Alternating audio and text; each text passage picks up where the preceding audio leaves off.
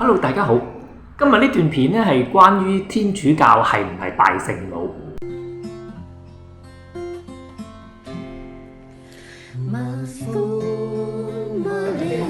天主教徒拜聖母，天主教徒拜聖母，我哋聽下夏主教點講。我哋唔係拜聖母啊，唔用呢個字嘅。天主教徒唔係拜聖母。咁有人就話啦，唔係喎，你天主教入邊有聖母像喎。啲天主教徒講係天主之母啊。謝有雄兄弟都有解釋過。加拉太書第4章啊，就話咧生於女人啊嘛，咁所以咧佢喺地上咧就因為聖子降生，所以佢喺世上咧有媽媽，所以我哋慶祝聖誕節咯。我哋基督徒嘛，基督徒咪效法好似耶穌基督咁咯，係咪？咁如果我哋耶穌基督，咪即係從人性嚟講咧，我哋咪就係聖母瑪利亞嘅仔女咯。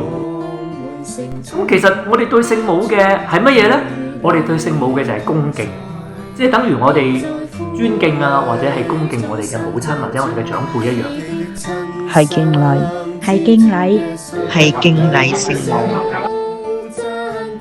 從神性嚟講咧，我哋同瑪利亞係一樣嘅，即係都係天主嘅仔女，佢都係天主嘅婢女，我哋就係天主嘅仔女，係一樣平等嘅。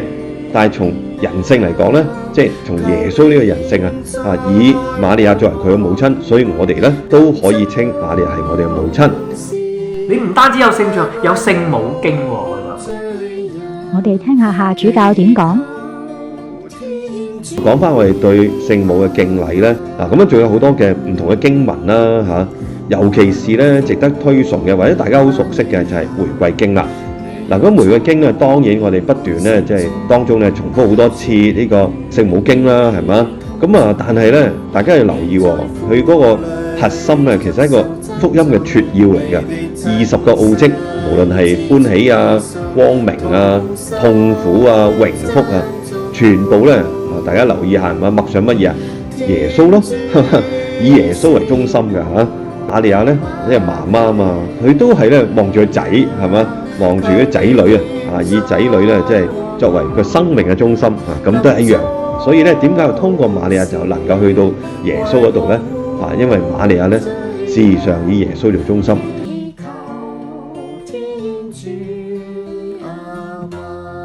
我哋喺祈禱之後咧，都會念一句。聖母進教之佑，為我等祈。